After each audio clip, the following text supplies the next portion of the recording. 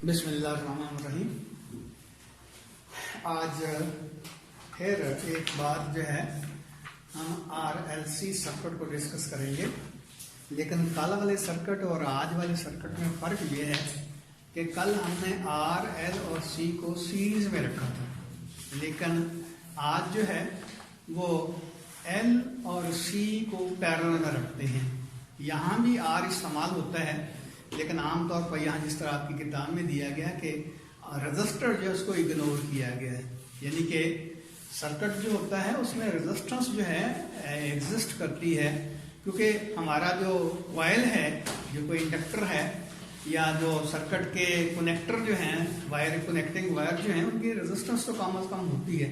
लेकिन हम यहाँ आइडियल केस डिस्कस करते हैं कि इंडक्टर जो है उसकी भी इम्पीडेंस जो है या रेजिस्टेंस जो है जीरो के, इम्पीडेंस तो नहीं, रेजिस्टेंस जीरो के बराबर है, और जो कैपेसिटर का सर्किट है उसमें भी रेजिस्टेंस एग्जिस्ट नहीं करती।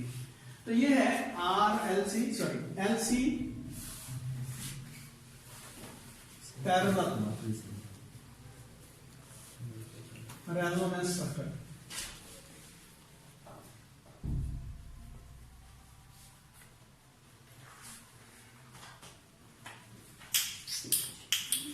इसमें ये देखें कि हम फिर वही जो सोर्स अप्लाई कर रहे हैं, AC सोर्स, इसकी फ्रीक्वेंसी जो है वो वेरिएबल है, और इसके पैरेलल हमने दोनों कंपोनेंट जोड़ दिए। एक जो है चलो कैपेसिटर लगा दिया, और दूसरा जो है इसके पैरेलल यहाँ इंडक्टर लगा दिया। तो जाहिर है इसमें इंडक्टर और कैपेसिटर एक दूसरे के पैरेलल आ रहे हैं। कैपेसिटर जो है इसकी कैपेसिटेंस बिल्कुल C के इक्वल है, और इंडक्टर जो है इसकी इंडक्टेंस इंडक्टेंस जो है वो L के इक्वल है। और ये हमारे पास वोल्टेज सोर्स है V sine of omega t, लेकिन ये ओमेगा जो है ये वेरिएबल है। अब यहां देखें, हमने कहा था कि XC जो होता है वो 1/ओमेगा C के इक्वल है, और XL जो है वो ओमेगा L के बराबर होता है। इसको हम कह सकते हैं 1/2 FC, और इसको कह सकते हैं 2 FL। अब ये दोनों इक्वेशंस क्या शो कर रही है कि इनिशियली अगर हम फ्रीक्वेंसी जो है कम रखते हैं, याद रखिए इसका एम्पलीट्यूड जो है वो कांस्टेंट हम रखते हैं, एम्पलीट्यूड को चेंज नहीं करते। इसकी फ्रीक्वेंसी जो है इनिशियली हमने कम रखी, जब फ्रीक्वेंसी कम होगी, ये देखिए ये कम होगी तो XC की वैल्यू जो है ज्यादा होगी, और XL की वैल्यू जो है वो कम होगी। यानी कि ऐसा समझिए कि जब इसकी फ्रीक्वेंसी जो है सोर्स की वो कम होगी, तो ये जो है इसकी इंपीडेंस जो है वो कम होगी, और इसकी इंपीडेंस जो है इसकी इंपीडेंस जो है वो ज्यादा होगी। जब फ्रीक्वेंसी कम होगी तो इसकी रिएक्टेंस जो है वो ज्यादा होगी, क्योंकि ये रेसिप्रोकल चल रही है, जबकि इसकी जो रिएक्टेंस है वो कम होगी। तो ऐसे समझने की कोशिश करें। इनिशियली क्या होगा, ये जो हमारा कैपेसिटर है इसकी रिएक्टेंस बहुत ज्यादा होगी। इधर से ये करंट आ रहा है, तो ये दो हिस्सों में डिवाइड हो रहा है, इधर भी और इधर भी। अब इधर चूंकि इंपीडेंस जो है वो बहुत ज्यादा है, क्योंकि F की वैल्यू नियरली इक्वल टू 0 है। ऐसे समझिए कि ये गेट जो है या कैपेसिटर जो है ये करंट को पास ही नहीं होने दे रहा, लेकिन उसके मुकाबले में F की वैल्यू कम होने की वजह से ये शॉर्ट सर्किटिंग कर रहा। इसका मतलब ये हुआ कि यहाँ अगर एम्पियर मीटर लगा दिया जाए तो ये मैक्सिमम करंट फ्लो होगा, लेकिन इसमें से नहीं, इसमें से करंट फ्लो होता जाएगा, क्योंकि इसकी इंपीडेंस जो ना होने के बराबर। अब हम क्या करते हैं, फ्रीक्वेंसी को इंक्रीज करते जाते हैं, फ्रीक्वेंसी इंक्रीज होती जाती है। अब इसकी इंपीडेंस इतनी ज्यादा डिक्रीज नहीं हुई, इसकी इंपीडेंस जो डिक्रीज होना शुरू हो जाएगी। तो रिजल्ट क्या निकलेगा कि बजाय इसके कि आप करंट जो है इंक्रीज हो, करंट डिक्रीज होना शुरू हो जाएगा, क्योंकि ये जो रास्ता पहले बहुत खुला था अब उसने भी तंग होना शुरू हो गया, वो भी तंग होना शुरू हो गया। तो रिजल्ट क्या निकलेगा, करंट की वैल्यू जो है वो कम होना शुरू हो जाएगी। अब एक वक्त ऐसा आएगा कि जब, क्योंकि इसने भी खुलना शुरू कर दिया और इससे बंद होना शुरू हो गया, जब दोनों का करंट सेम होगा, यानी दोनों की इंपीडेंस सेम होगी, तो जाहिर है करंट दोनों हिस्सों में बराबर बराबर फ्लो होना शुरू हो जाएगा। तो तो करंट दोनों में बराबर बराबर तो फ्लो होना शुरू हो जाएगा, लेकिन एक बात का ख्याल रखें, खास तौर पर बड़ी इंपॉर्टेंट बात है, वो ये देखें कि यहाँ पे वोल्टेज जो है दोनों कंपोनेंट्स के अक्रॉस जो सेम है।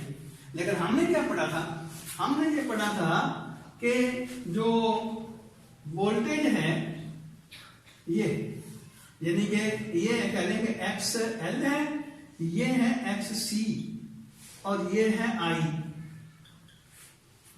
अब यहां देखें कि अगर एक्स एल और एक्स सी जो है ये आपस में बराबर हो जाए तो करंट जो है एक्स एल के परपेंडिकुलर एक्स सी के भी परपेंडिकुलर, लेकिन इसके लिहाज से अगर देखा जाए तो ये इससे π/2 पीछे है और करंट इससे π/2, जिनके ये वोल्टेज इससे आगे है, ये 90 डिग्री आगे है।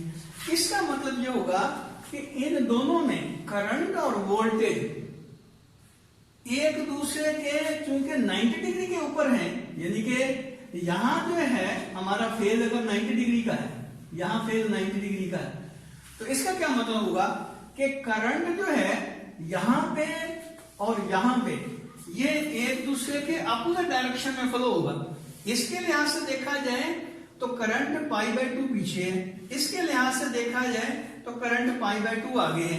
तो इसका क्या मतलब हुआ कि अगर यहां पे पीक आ रही है तो यहां पे वैली आएगी, और यहां पे वैली आ रही है तो यहां पे पीक आएगी। इसका क्या मतलब हुआ कि दोनों जो हैं, जो हमारे ब्रांचेस हैं, इसमें करंट की डायरेक्शन एक दूसरे के अपोजिट होगी। जब अपोजिट होगी तो क्या होगा, ये देखें, होगा ये कि ये करंट इस तरह ऐसे, यानी कि इसमें करंट इधर आ रहा है तो इसमें करंट इधर जाएगा, और अगर इसमें यानी कि जाहिर है हाफ साइकिल में ये करंट जो है क्लॉकवाइज में होगा तो हाफ साइकिल में उसके एंटी क्लॉकवाइज होगा, क्योंकि उसकी डायरेक्शन जो है करंट की वो रिवर्स हो रही है। देखिए ये पॉजिटिव, ये नेगेटिव। अगर हाफ साइकिल जो है पॉजिटिव है, इसका मतलब करंट कह लेंगे इस तरह फ्लो हो रहा है, और दूसरा हाफ साइकिल जो है नेगेटिव है तो इसका मतलब करंट जो है इस तरह फ्लो होगा। अब जब इसमें करंट इस तरह इंड्यूस होगा तो इधर से क्या होगा, इधर से देखिए ये करंट की जब पीक आती है, यहाँ पे ये पीक आती है तो इधर से करंट की ये पीक आ जाती है, ये इधर से भी पीक आ जाती है, और ये पीक इधर जा रही है, ये पीक इसको इधर पुश कर रही है, यानी कि करंट उस वक्त इस तरह ऐसे, ये जो है यानी कि इधर से करंट आने की कोशिश करेगा इधर, तो ये करंट जो है उसको अपोज करेगा। अब ये जब करंट यानी चार्ज वापस आने की कोशिश करेंगे तो इसका साइकिल इसके अपोजिट हो जाएगा ऐसे। इसका मतलब ये हुआ कि जब चार्ज इधर आने की कोशिश करेंगे टैंक की तरफ तो भी इसको अपोजिशन का सामना करना पड़ेगा, और टैंक से जब आगे जाएंगे तो भी अपोजिशन का सामना करना पड़ेगा। रिजल्ट क्या निकलेगा, रिजल्ट ये निकलेगा कि ये एम्पियर मीटर जो है हमें जो करंट शो करेगा वो मिनिमम शो करेगा। क्यों बोला, ये इसको समझने के लिए मैं एक एग्जांपल आपके सामने रखता हूं।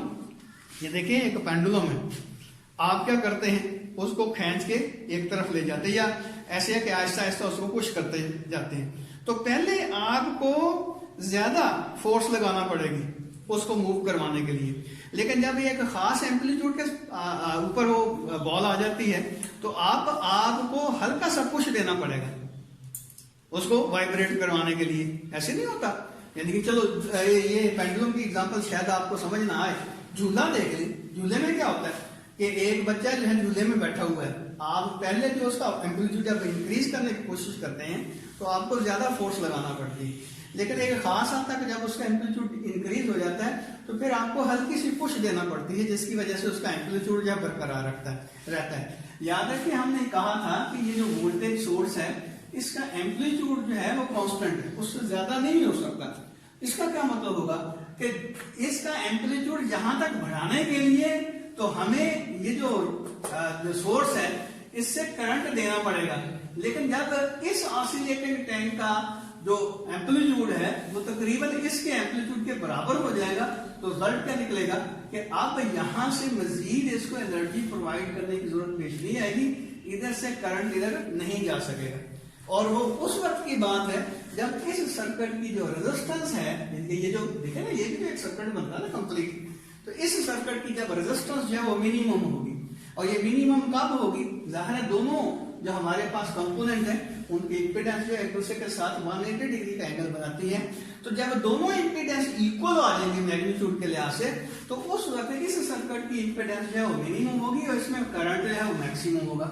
लेकिन इधर से जो करंट आएगा उसकी वैल्यू जो है अप्रोक्सीमेटली इक्वल टू 0 हो जाएगी। ये सिर्फ वही बात समझिए कि जिस तरह एम्पलीट्यूड अपना आपका जो झूला था, जब आप एक खास एम्पलीट्यूड के साथ उसको वाइब्रेट करवाते हैं तो उसके बाद सिर्फ हल्की सी आपको पुश देना पड़ती है। और वो पुश भी देखे क्यों देना पड़ती है, उसकी वजह ये होती है कि जब ये हमारा झूला जो है हवा के अंदर मूव करता है ना, तो उसका यानी कि हर वाइब्रेशन में उसकी एनर्जी जो है वो कंज्यूम होती है to do work against the air friction. अब जो एनर्जी कंज्यूम होती है उसको कॉम्पनसेट करने के लिए आपको एक्सटर्नल एनर्जी प्रोवाइड करना पड़ती है। अगर ये हमारा सिस्टम जो है वो आइडियल हो, यानी कि एयर रेजिस्टेंस जो है वो 0 के बराबर हो, तो फिर उसके एम्पलीट्यूड को कांस्टेंट रखने के लिए आपको किसी किस्म की एनर्जी प्रोवाइड नहीं करना पड़ती। यहां भी वही बात है कि ये देखिए, ये एक बनता है ऑसिलेटिंग टैंक। इसमें क्या होता है कि करंट इटसेल्फ जो है ऑसिलेट करना शुरू कर देता है। याद रखें ये हमारा कैपेसिटर और इंडक्टर दोनों ही एनर्जी स्टोरेज डिवाइस हैं। ये इनिशियली एनर्जी स्टोर करते जाते हैं, लेकिन जब इनका एम्पलीट्यूड या वाइब्रेशनल एम्पलीट्यूड इस सोर्स के एम्पलीट्यूड के इक्वल हो जाता है, वो डेफिनेटली अपोजिट होता है, तो उसका रिजल्ट क्या निकलता है कि यहाँ से करंट की ड्रेनेज जो है, ये जो एम्पियर मीटर हमने लगाया हुआ है, ये करंट की ड्रेनेज जो है शो करता है कि यहाँ से कोई करंट नहीं आ रहा, और ये आइडियल केस में 0 के बराबर होगा। लेकिन इन रियल क्या होता है कि थोड़ा सा करंट जो है यहाँ से पीछे से आएगा। उसकी वही वजह जो मैंने पहले बताई कि अगर हमारा जो सिस्टम है वो आइडियल हो, एयर की फ्रिक्शन जो है वो 0 के बराबर हो, तो जब हम उसको पुश करते हैं, यानी कि एक बार तो उसका एम्पलीट्यूड जो है हमने मेंटेन कर दिया, उसके बाद क्या होगा, उसके बाद हमें किसी किस्म को पुश देने की जरूरत नहीं है, वो फॉर एवर एक कांस्टेंट एम्पलीट्यूड के साथ वाइब्रेट करता रहेगा। और चूंकि उसका एम्पलीट्यूड है उससे ज्यादा हमने करना नहीं है, क्योंकि जिस तरह यहां देखना V0 इसका मैक्सिमम एम्पलीट्यूड है, तो V0 से ज्यादा हमने एम्पलीट्यूड करना नहीं है। इसका क्या मतलब हुआ कि हमें एक्स्ट्रा एनर्जी नहीं देना पड़ेगी। और ये कब की बात है, ये उस वक्त की बात है जब इसकी इंपीडेंस और इसकी इंपीडेंस आपस में इक्वल हो जाएंगे। इसका क्या मतलब हुआ कि उस सिचुएशन में जब दोनों इंपीडेंसेस जो है या दोनों रिएक्टेंसेस जो है आपस में इक्वल हो जाएंगे, तो उस सिचुएशन में हम क्या कह सकते हैं कि XC जो होगा वह XL के इक्वल होगा। यानी कि एक पर्टिकुलर फ्रीक्वेंसी ऐसी होगी जिस फ्रीक्वेंसी के ऊपर दोनों की इंपीडेंसेस आपस में बराबर हो। ये देखिए, ये फ्रीक्वेंसी जो है पर्टिकुलर फ्रीक्वेंसी के ऊपर XC की वैल्यू और XL की वैल्यू आपस में बराबर होगी। कल वाली बात कि ये देखिए, जब फ्रीक्वेंसी हम इंक्रीज करते जाते हैं तो XC की वैल्यू डिक्रीज होती जाएगी और XL की वैल्यू जो है वो इंक्रीज होती जाएगी। ये इसकी वैल्यू डिक्रीज होती जाएगी, इसकी इंक्रीज होती जाएगी। जब दोनों का लेवल सेम हो जाएगा तो उस वक्त हम कह सकते हैं कि इसमें मैक्सिमम करंट, इस सर्किट के अंदर मैक्सिमम करंट डेवलप होगा और यहां से करंट की ड्रेनेज जो है वो ना होने के बराबर, यानी कि बहुत कम होगी। तो ये देखिए, उस वक्त XC फिर XL के इक्वल होगा। तो XC की वैल्यू हम यहां पुट करें तो ये है 1/ωc, और XL की वैल्यू पुट करें तो ये है ωL। अब ये इधर ले जाए, यानी कि L इधर ले जाए और ओमेगा इधर ले जाए, तो ये आपके पास आ जाएगा omega square is equal to 1/LC। तो ओमेगा बेटे किसके बराबर होगा, 1/LC अंडर रूट, या 2πf जो होगा तो 1/LC अंडर रूट के बराबर होगा। तो या f जो है 1/2πLC अंडर रूट के बराबर होगा। इसका मतलब ये हुआ कि जब इस तरह की सिचुएशन होगी तो ये वो फ्रीक्वेंसी है जिसको हम रेलेवेंस फ्रीक्वेंसी कहेंगे, कि जिसपे करंट की इधर से जो ड्रेनेज आ रही है। इसका मतलब ये नहीं कि यहाँ करंट 0 होगा, इसका मतलब ये कि सोर्स से जो करंट आ रहा है वो 0 के बराबर, यानी बहुत कम होगा। और आइडियल केस में, जैसा पहले बता चुका हूं कि अगर इसकी इंपीडेंस 0 के बराबर हो तो आइडियल केस में ये करंट यहाँ से ड्रेन नहीं होगा, मीन करंट की वैल्यू 0 के बराबर होगी। सिंपल बात देखें कि एक सोर्स हमारा ये है ना, एक सोर्स हमारा ये बन गया है, पेंडुलम क्या है, वाइब्रेट कर रही है। क्यों वाइब्रेट कर रही है, उसने एनर्जी अब्सॉर्ब कर ली है, अब वो इटसेल्फ मूव कर रही है और उसका एम्पलीट्यूड कांस्टेंट रहेगा। अगर एयर की रेजिस्टेंस को खत्म कर दिया जाए, मेरी बात समझ आ गई होगी, इसका मतलब एक ही रेजिस्टेंस की वजह से हमें थोड़ी सी फालतू एनर्जी देना पड़ रही है। बिल्कुल इसी तरह यहां देखें कि ये एक इट सेल्फ ऑसिलेटिंग सिस्टम है, ये एक ऑसिलेटर है, ये ऐसे समझे कि एक सोर्स बन गया है और ये एक सोर्स है। जब दोनों सोर्सेस की वैल्यू इक्वल और अपोजिट होगी तो करंट फ्लो होगा? कोई करंट फ्लो नहीं होगा। और ये आइडियल केस है। इन रियल क्या होता है, क्योंकि सर्किट की रेजिस्टेंस होती है इसलिए थोड़ा सा करंट इधर से सोर्स से इधर इसमें एंटर होता है। तो अगर इसका ग्राफ ड्रा करें तो क्या होगा, ये देखिए, तो मैं यहां बना देता हूं। इनिशियली इसकी रेजिस्टेंस कम होने की वजह से बहुत ज्यादा करंट फ्लो होगा, यानी कि ये जो एम्पेयर मीटर हमने लगाया है ये बहुत ज्यादा करंट शो करेगा, क्योंकि यहां से इसमें करंट इस तरह फ्लो हो रहा है ऐसे। तो ये आपके पास फ्रीक्वेंसी इंक्रीज हो रही है और ये करंट है। तो इनिशियली क्या होगा, करंट जो है वो ज्यादा फ्लो होगा जब फ्रीक्वेंसी कम होगी। और फिर क्या होगा, जैसे जैसे हम फ्रीक्वेंसी बढ़ाते जाते हैं इसकी इंपीडेंस भी इंक्रीज होती जाती है, तो करंट की वैल्यू कम होती जाती है और ये करंट मिनिमम लेवल पे चला जाता है। उस वक्त जब इसकी इंपीडेंस और इसकी इंपीडेंस आपस में बराबर हो जाती है, और उसके बाद क्या होता है, उसके बाद यह होता है कि इसकी इंपीडेंस जो है वो कम होना शुरू हो जाती है और करंट इधर से फ्लो होना शुरू हो जाता है। यानी कि पहले इसमें से करंट फ्लो हो रहा था लो फ्रीक्वेंसी के ऊपर, हाई फ्रीक्वेंसी के ऊपर अब इसमें से करंट फ्लो होना शुरू हो जाता है ज्यादा। तो रिजल्ट क्या निकलेगा कि करंट फिर इंक्रीज होना शुरू हो जाएगा, तो इसका ग्राफ कुछ यूं बनेगा। अब कल वाला जो ग्राफ हमने बनाया था और आज वाला जो ग्राफ बनाया है, दोनों एक दूसरे के अपोजिट है। ये देखिए, वो ये है इसकी रेजोनेंस फ्रीक्वेंसी FR, ये वाली फ्रीक्वेंसी। अब यहां देखिए इस फ्रीक्वेंसी के ऊपर करंट की वैल्यू मिनिमम है और कल हमने जो ग्राफ ड्रा किया था उस रेलेवेंट फ्रीक्वेंसी के ऊपर करंट की वैल्यू मैक्सिमम थी। इसका मतलब ये हुआ कि वो जो हमारा सर्किट था वो उस पर्टिकुलर फ्रीक्वेंसी को ऊपर मैक्सिमम रिस्पांस दे रहा था, और ये जो सर्किट हमारा बना ये इस फ्रीक्वेंसी के ऊपर मिनिमम रिस्पांस दे रहा है। तो इसका मतलब ये हुआ कि वो एक पर्टिकुलर फ्रीक्वेंसी को एक्सेप्ट करने की सलाहियत रखता है जिसके ऊपर करंट जो है सर्किट का वो मैक्सिमाइज हो जाता है। लेकिन यहाँ जो है ये वो फ्रीक्वेंसी बनती है जिस फ्रीक्वेंसी के ऊपर करंट जो है यहाँ से जो ड्रेन हो रही है, ड्रेन हो रही करंट की वो बहुत कम हो गई है, यानी कि मिनिमम लेवल पे चला गया है। इसका मतलब अगर यहाँ से इस फ्रीक्वेंसी की हम करंट जो है या AC जो है इसको प्रोवाइड करने शुरू कर देते हैं, तो ये जो हमारा ऑसिलेटिंग टैंक है ये इसमें से, यानी कि ये जो हमारा दोनों कंपोनेंट है इसमें से इस करंट को ना होने के बराबर गुजरने देता है, ये इतनी वैल्यू गुजरने देता है। इसका मतलब यह है कि ये पर्टिकुलर फ्रीक्वेंसी को मिनिमम रिस्पांस देता है, या दूसरे लफ्जों में ये कह लें कि ये इस फ्रीक्वेंसी को रिजेक्ट कर देता है। इसलिए पहला जो सर्किट है जो सीरीज रेजोनेंस सर्किट है उसको हम एक्सेप्टर सर्किट कहते हैं। वो एक पर्टिकुलर फ्रीक्वेंसी को एक्सेप्ट करता है और ये इस पर्टिकुलर फ्रीक्वेंसी को रिजेक्ट करता है। तो ये देखेंगे हमारा सिस्टम भी है ये मोबाइल का, खास तौर पर वो कहते हैं कि आपने नापसंदीदा जो कॉल्स हैं उसको आपने रिजेक्ट करना है। तो ये देखिए ये एक पार्ट मैंने जिसका कल भी शायद बताया था कि आपकी जो सिम होती है उसके कॉरस्पॉन्डिंग एक पर्टिकुलर फ्रीक्वेंसी होती है।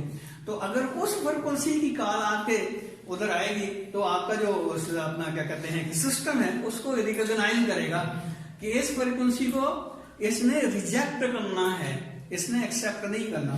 तो ये देखिए ये पर्टिकुलर फ्रीक्वेंसी को इसने रिजेक्ट कर दिया है, इसलिए इसको हम नाम देते हैं रिजेक्टर सर्किट का। तो इसका क्या मतलब हुआ, इसकी जो प्रॉपर्टीज हैं उसको जरा देख लें। पहली बात तो ये है कि इसमें जो रेलेवेंट फ्रीक्वेंसी होगी FR 1/2πLC के बराबर ही होगी, और ये जो फ्रीक्वेंसी है इस फ्रीक्वेंसी को ये सर्किट रिजेक्ट करेगा, यानी कि उसके ऊपर करंट की वैल्यू मिनिमम होगी। और दूसरी बात ये देखिए कि यहाँ चूंकि आपको बाहर कोई रेजिस्टेंस नहीं नजर आ रही, लेकिन ये इस सर्किट के अंदर ये जो वायर हमने इस्तेमाल की उसकी तो कम अज कम रेजिस्टेंस एग्जिस्ट करती है ना बेटे, तो उसकी जो रेजिस्टेंस है वो यहाँ अप्लाई हो रही है, यानी कि ये जो करंट है उस रेजिस्टेंस की वजह से, अगर वो रेजिस्टेंस ना होती तो ये करंट 0 के बराबर होता। मेरी बात के ऊपर फिर जरा गौर करें, वही पेंडुलम वाली या झूले वाली को, कि अगर हवा की रेजिस्टेंस ना हो तो हम क्या करें, एक खास एम्पलीट्यूड्स के साथ जब झूले को झूला ऑसिलेट करवा देते तो फिर हमें बाद में उसको हिट करने की जरूरत ना पड़े। हमें हिट करने की जरूरत क्यों पड़ती है कि हर ऑसिलेशन के दौरान हमारा जो झूला है एक पर्टिकुलर एनर्जी वर्क में कन्वर्ट करते हैं, यानी सॉरी रेजिस्टिव फोर्स के खिलाफ वर्क करने में उसकी एनर्जी जो है वो कंज्यूम हो रही है, जिसकी वजह से हमें हल्का सा उसका टच देना पड़ा।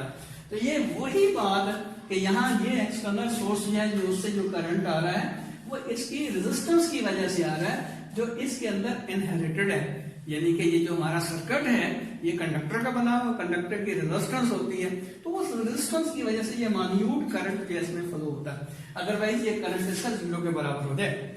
तो कहना ये चाहता था कि एक पर्टिकुलर फ्रीक्वेंसी के ऊपर इसकी जो वैल्यू है करंट की, यहाँ से जो ड्रेन हो रहा है उस करंट की वैल्यू जो मिनिमम होती है तो वो कहलाती है रेजोनेंट फ्रीक्वेंसी। अब अगली बात इसमें ये देखें, पहली बात तो ये देखें कि इस फ्रीक्वेंसी के ऊपर इसका जो रिस्पांस होगा वो मिनिमम होगा और ये फ्रीक्वेंसी जो है रेजोनेंट फ्रीक्वेंसी कहलाएगी। इसका ग्राफ ड्रा करें तो ये इस तरह का आएगा। अगली बात इसमें ये देखें कि ये जो सर्किट है यानी कि इस पॉइंट के ऊपर रेजोनेंट फ्रीक्वेंसी के ऊपर इसका इंडक्टिव रिएक्टेंस और कैपेसिटिव रिएक्टेंस एक दूसरे के इक्वल और अपोजिट है, वो एक दूसरे को कैंसिल कर देंगे। इसका मतलब इसका प्योरली इफेक्ट जो होगा वो रेजिस्टिव होगा। तो रेजिस्टिव सर्किट में क्या होता है कि वोल्टेज और करंट एक दूसरे के इन फेज होते हैं, तो पावर फैक्टर किसके बराबर होगा, 1 के बराबर। इसका मतलब रेजोनेंस के ऊपर यहाँ भी ये रेजिस्टिव सर्किट के तौर पर काम कर रहा है और इसका पावर फैक्टर जो है वो 1 के बराबर होगा। अब अगली बात ये देखें कि ये देखिए नीचे पीछे से तो करंट आ ही नहीं रहा है, लेकिन इसका मतलब ये नहीं है कि यहाँ करंट नहीं है।